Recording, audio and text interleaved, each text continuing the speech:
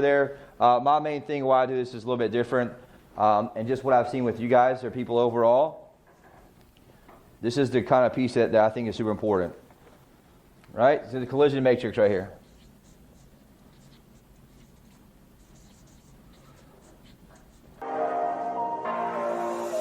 Hey, this is Blake Sloan. I've been selling real estate over 14 years. Our team of highly trained professionals, along with our unmatched marketing, has sold thousands of homes here in the Myrtle Beach area, and this is how we do it.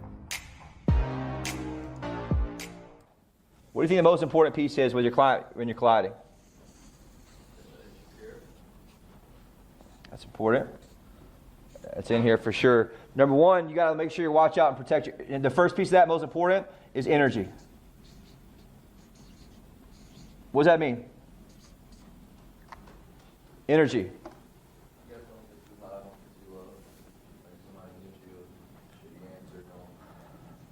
Yes. There's energy in the beginning, there's energy during it, there's energy afterwards. And so what happens is, we talk about all the time that certainty sells, but I've got to make sure I understand that no matter what, I have to have the energy of certainty. And the first piece I want to have here with this is I got to be calm, no matter what. A lot of times the best outcomes are when it gets super hairy and it gets very, very strong collision. And guess what happens at the end? They love you. They will call you back, won't apologize. Why? Because you don't get reactive back to them. I didn't know all the details, and he was making some claims that I knew weren't true, but I couldn't combat them necessarily. So I had to kind of pick my battle here and there. It wasn't as strong as usual, but it was very stern in how it operated, and kind of the overall took him back to the one thing I did know, which is what? Overpriced still. And so if it's done right, all of a sudden they have a shift, right? He wanted to make the reduction, made the reduction, all of a sudden you got to offer. And it could have, may not have the same buyers before, but it's one of those things that, hey, look, it shows the person's motivated, and all of a sudden they did change what they'd be willing to take as their bottom line, which is more accurate with it being in line. And so that was something that we had an obligation to do to this person because he was priced too high and the market's already started to shift. And I feel that we have an obligation to that person. Why? Because we want to get the outcome that he or she wants. Here's what number one. Number one, I got to be calm. Number one mistake, let's assume that you're not in number one where you're just scared to collide. If you're scared to collide, you got to make a decision. Hey, look, I want to be an elite salesperson. I got to be okay colliding with people. There's people I know, grew up with, that are scared to collide. It comes with how you grow up. Some people are naturally okay colliding, right? They enjoy it. They thrive on it. But some people are very scared to collide. You got to get okay doing it. But what I teach you, if I teach you the framework here, is uncomfortable a little bit, but you understand that you're really truly helping the person out.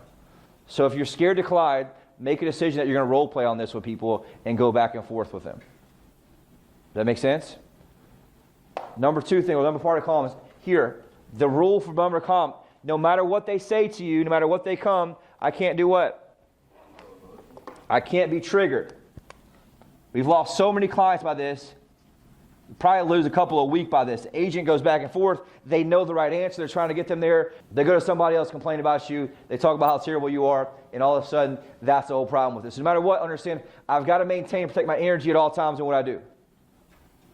Super important. Second piece of this, which is kind of along with this, is I must maintain and have massive certainty. We talk about this. Certainty sells is one of the most important things that you can have as a salesperson. So what we're doing is, as everything's going back and forth and things are speeding up, our conversation is speeding up, the energy's getting more intense, the conversation's getting intense, what I got to do? I got to be calm, cool, collected. A lot of people who are mid-level salespeople, this is where they can't get past. Why? They live into emotion. This is where meditation helps. This is where things help because I've got to be this thing where they call a lot observer-chooser, right? Where I can get to this place where I observe what's going on. I choose what to say and what not to say versus most people, what they do is they naturally what? React, right? Because you had it so built up, and that's one of the things that's a reactor. You can't do that in a high-level sales if you're looking at colliding things. The same thing's true in your relationship, right? If you want to have a collision about something, most relationships break up because people are too scared to say the truth, and they wait till too long, let it build up, and all of a sudden it comes out in these big fights they lash out at each other about. Versus if you had a really controlled collision early on, you wouldn't have the same problems. I'm telling you, it liberates you in all areas of life if you get good at this. Right? Very, very important. Certainty in what? In who I am as an agent and what I do in the scenario and what they want. Very, very, very important. Right? But I got to do what? Calm, cool, collected with certainty. I'm not backing down because he didn't do anything wrong. I'm not saying sorry because he didn't do anything wrong. That's another big one. If I'm an agent, I didn't do anything wrong, guess what I'm not doing? Saying sorry, because the minute I say sorry for something I didn't do, all of a sudden that door is open for you to be the bad guy or bad girl for everything. Over and over and over. The same people that don't like to collide, guess what they do a lot? They apologize over and over and over and over and over and over. That's why they can't figure out why life always happens that way, because they're a pleaser and apologizer, and they can't get the collision done to get what they want in life. Very, very, very important. This is high-level stuff that we teach about, like coaching people, but it's the same thing we're coaching our clients. Okay? Very, very important there. Third thing, must be very, very, very clear. Fourth piece, very, very, very consistent. Why does this matter, all these together? They're very similar. But it's very important because you're going to have everything inside of you is going to want to do what? Right? I'm very clear and focused on the outcome because I don't care about being right. I care about what?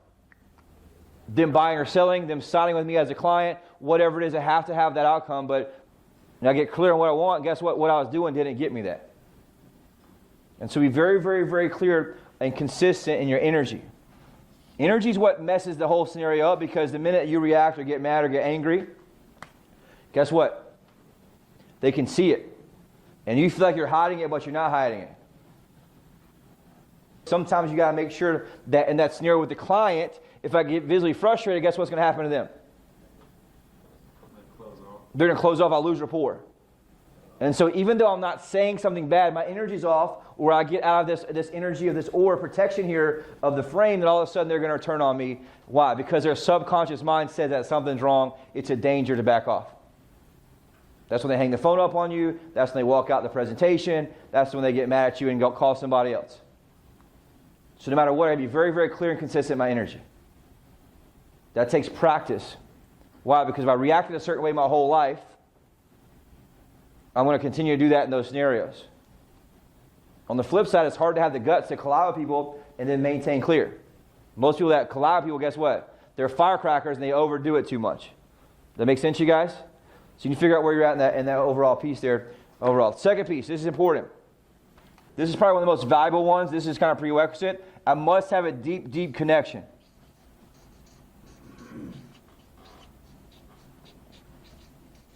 Now, I tailor this a lot to what I see agents screw up with the most. What do you think the most valuable, most important part of that is? I must be in and maintain at all times a deep level of rapport.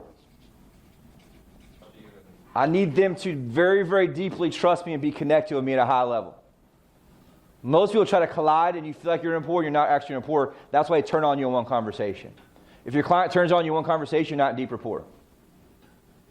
I mean, they have to like you and understand you care about them, understand what's going on. You have to, number one, be in rapport, and number two, maintain rapport. Mistake number one people make is they collide without being in rapport. Mistake number two is they lose rapport and they continue to collide right here. So what does that mean? During the conversation, I have to really watch and read them and their body language and say, hey, look, am I still in rapport or not? How would I know they're not rapport?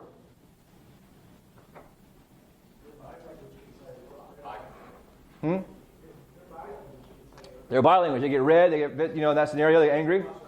And then what do? If they get to that point, what I got to do? I got to go back and diffuse that, and I go backwards a little bit. Right? We're just trying to get the best out of this for each other, right? You know what I'm talking about? It's one of those things, and that's how you do what? You get somebody better. You got to be able to push into that level. Why? Because it makes them look and see things a different way. And so for me to collide with them and insert this idea into their head, I've got to be willing to push them to that level. But on the flip side, I got to be able to read their rapport and say, hey, do I need to back off a little bit and come love on them for a second so I go back at them in a second? Now, if I'm not clear in my mindset and clear what my outcome is, that can be lost very, very easily and go out of control. You guys with me on this? So take from this, read them very, very well. That's why I can't be worried at what I'm saying next. I'm focused on what? Them and their energy. My energy is clear. I'm laser focused on them, what they're doing in their scenario. Right? Second piece here. This is important. Somebody mentioned earlier. I must have permission. People screw this one up a lot. They go for the collision without asking for the right permission. What would that be? My favorite one I like to do is say, hey, if I can show you X, right? Number one, I ask you, hey, if I can do this, is that something you're interested in? Right? John and Mary, if I can show you X, Y, Z, or why this is important, is that something you might be interested in? I have to open the gate of the mind, because if I try to collide with them without having the gate of the mind, I'm not inside the frame, not inside the box here. Rookie moves is what? They react without pre-framing the question. They skip the step. If you skip the step, you're totally screwed. I must have permission so I can maintain connection. Why? If I don't, they feel attacked, and all of a sudden they're going to shut down anything I say. Colliding's hard, but I can have a much better chance of it working out if they're open-minded. The permission piece is what happens to be open-minded. Worst case scenario, I can say, I'll have you consider. And so I got to get good at using words to help their mind calculate the way I need them to understand something. Right? It goes back to this thing, NLP, that I trained on for years and years and years.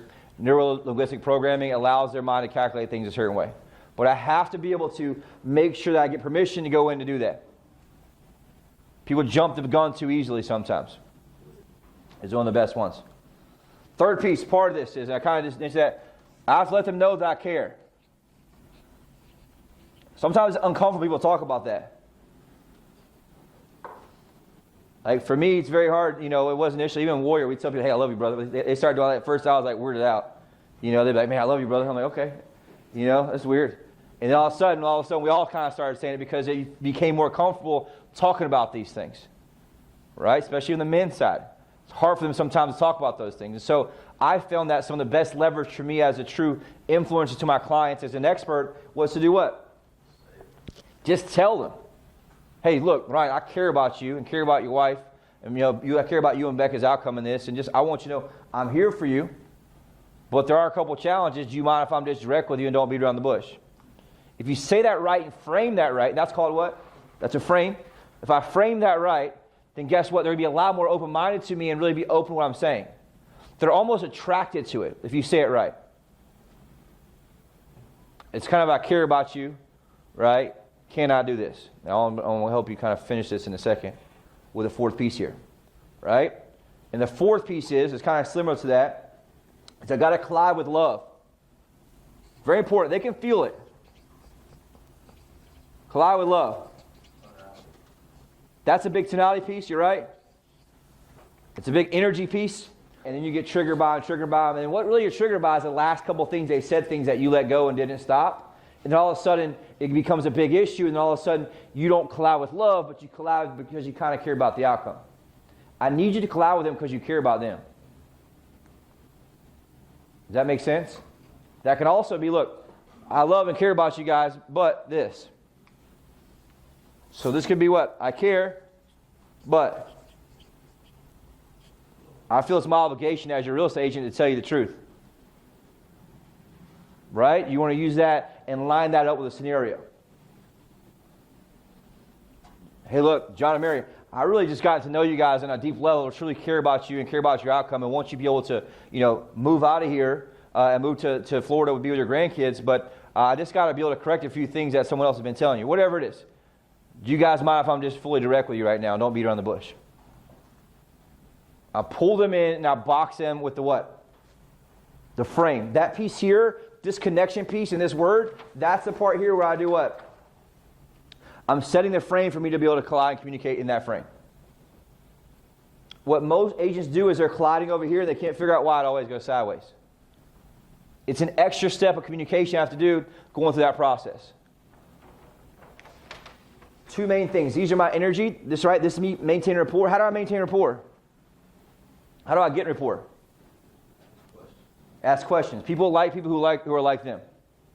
I'm always asking questions so I can find something that I like about that person so it's true. I mention that all the time. I gave the example about people where they're from. Anywhere they tell me they're from, I know someone in my head I've known over the years that's from that area. I link them to that person. I'll talk about that person. All of a sudden, guess what? I feel more rapport with them. Very, very, very important piece there. Right?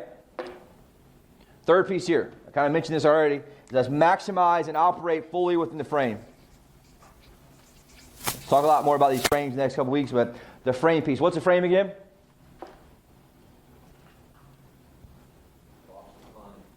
It's a box in the mind. What else is it? I like you guys to look at it as a container. It's a container for you to have communication and collision in. I cannot have a collision without having a frame. Very, very, very important for me to understand and look at in that piece. So for me to do that effectively, right, and communicate and collide within the frame, so this is here for, right, I must have a clear outcome. Elite salespeople can close anybody. And then at the end, they choose if they want to continue to work with them or not. Does that make sense? And what would the intention be? Well, it could be get a price reduction, to get them to list with me, to get them to write an offer with me, to get them to write an offer on a property, to get them to stay in the deal, to understand the property, the property inspection. All these things are important in that scenario. When somebody's calling you that's got an issue, or once somebody gets to me, like that wants to talk to me as a broker, or as a team leader, whatever it is, it's usually because we didn't collide with them early on. Second piece of this, right? I must have the clear entrance. Right? So if I have a client who's coming back at me and they're battling with me, right? That's an issue we talk about. They would have tension with you. What's a way that you can help diffuse that and set a frame? So if I feel chaos and things are going out with me with a client, all of a sudden I want to do what? Realize that and say, okay, how do I set a frame right now that I can go in and combat them? Make sure you do what? I pause, I slow down, and I have to do what? Reset the frame here. Or establish a frame. I want you guys to think like this in terms of elite salespeople. That make sense? Whatever the situation may be in that scenario. Second piece here, I must have a clear exit. Collide. Then I do what? Re-level them a little bit. Then I got to do what? It's also called a close or a trial close. Can you see how? Would you agree? Right? Whatever you can do here to tie down, because I need to be able to exit that frame, move on to the next opportunity or the next issue. Yeah, I mean, you've been able to master at a high level with the clients who are very, very difficult, right? What have you experienced with this? I know the biggest thing and have them open up to what I'm saying. Yep. And that's one thing that I can't, if you're the agent who's friends with everybody, you're going to get run over and never be successful. You'll be a 10 to 12 dealer a year forever. Right? You'll need 40 plus deals, you got to be good at collision. Right? Fourth piece of this, it's important, that I notice a lot of people screw up on, is you got to be able to make sure you do what? You follow process. Almost every problem we have has to do with following process. Every single one. People screwing you over, people going behind your back, right? People buying behind your back. It really comes down to following process. So the framework, I have to understand that this here is a psychological, really just a process. It's a mind map. And so if I understand the mind map of how the human brain works, I just understand the process, and they're getting mad at me, what do I need to do? Understand? Calm down, back off a little bit, reset, and then I got to go back and do what? Set a clear frame, right? Figure out my outcome needs to be, okay, what do I really want out of this scenario? A lot of times you can just be direct to your spouse. Hey, look, spouse, do you mind if I just can be totally open with you right now and just kind of tell you how I truly feel versus us fight right now? And then you go back and say, hey, look, you really helped me out. Made me feel a lot better if you would just do X, Y, Z, and I can do X, Y, Z. We can work as a team. Right? And they'll come at you and tell you you're this and that, and you didn't do this, and guys, hey, you know what? You're right. I apologize for that. But I care about you, and I care about us, and I want us to be able to get through. It's just so simple to understand what? The framework of psychology here. So simple. What happens is you get reactive, you clap back, and you let emotions screw up everything you want in life. And like I mentioned before, everything you want in life is on the other side of communication and collision. Very, very important. Fourth piece here. I knew I screwed up here. The energy is supposed to be last. That's why it seemed a little weird. The main piece of this is the collision.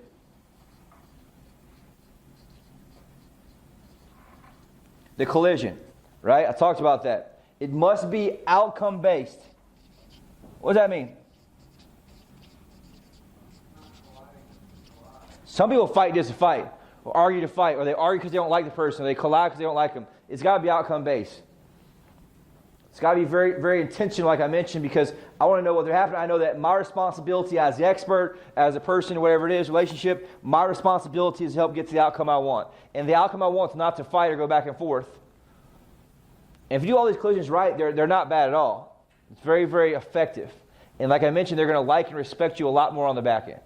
Because why? You're truly somebody who's an expert who guides them in the right direction. Very important piece. Right? It must be a way to have liberation. Right? Liberation from what?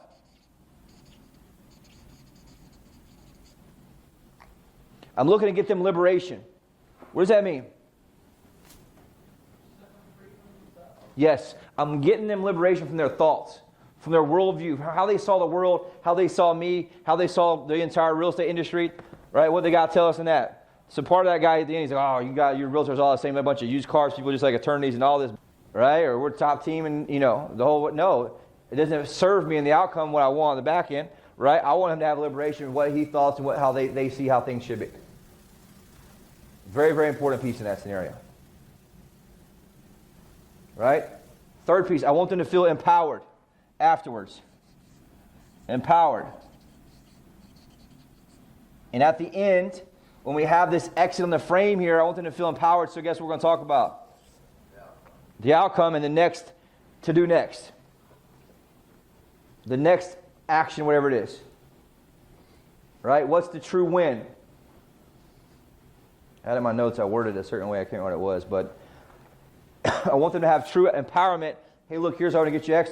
Let's go ahead and get it listed. Let's go ahead and sign the contract. Let's go ahead and make the offer. Let's go ahead and price that, reduce that price. Whatever it is, it's very, very important if you do it right.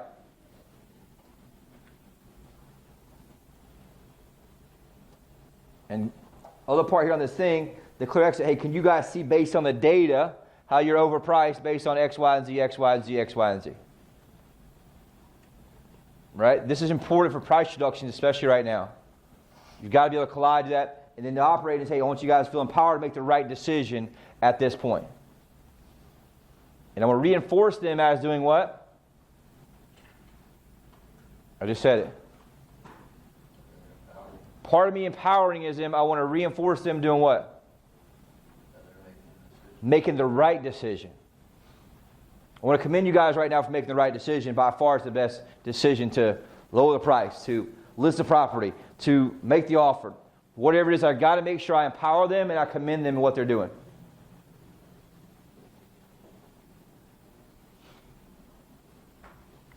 And to make the best collision possible, I must understand and stand by the why. What why is that?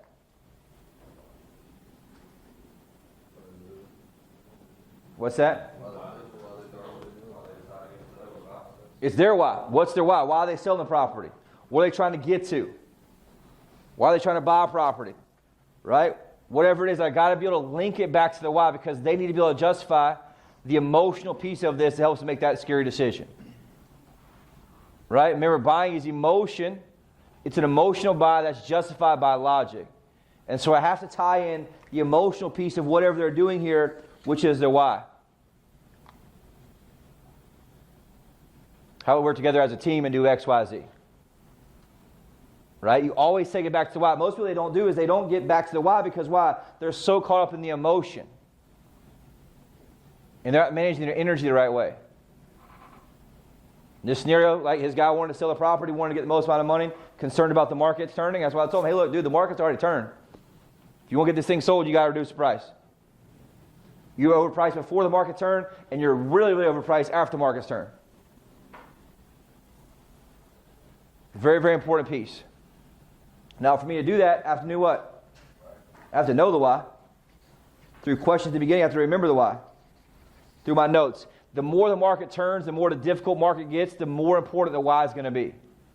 Because as fear comes in, as fear sets in, they're going to be less likely to do the overall decision that's scary for them. That makes sense, you guys? And the fourth piece of this, which I did too early, was supposed to be energy. And as I do all these things, I knew I messed up something there. It didn't feel right.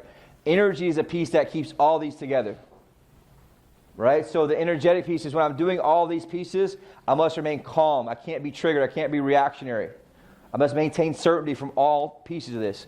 In the connection piece, in the frame, in the collision, because at the end you want them to feel like they were the emotional wreck and you're what? The cool, calm one that is truly the expert. Doesn't really matter in that scenario, right? You want enough fire to collide with them, but not too much fire where you nuke them. That makes sense? One way I look at it, it's much better to have a bunch of small explosions with your client or your spouse or whoever it is in one giant explosion that screws things up. Much rather be more direct about something that may be uncomfortable early on than to wait too long until it becomes resentment. If you wait too long to collide with your people, you're going to have resentment with them. If you wait too long to collide with your spouse, you have resentment with them. Very, very important piece for you guys to understand in that scenario. Right? Maintain the certainty. Make sure I'm very, very clear on what the outcome is, what I need to do. So I'm always through this, and obviously do the whole thing consistently, meaning that I'm the same person here in the connection piece that I am in the collision piece. There's just a lot of energy around me that I'm going through in that scenario. Questions about that?